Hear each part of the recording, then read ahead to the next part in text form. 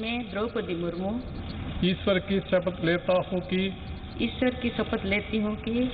मैं श्रद्धापूर्वक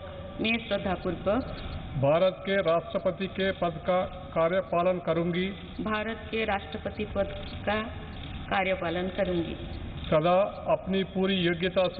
तथा अपनी पूरी योग्यता से संविधान और विधि का परिरक्षण, संरक्षण और प्रतिरक्षण करूँगी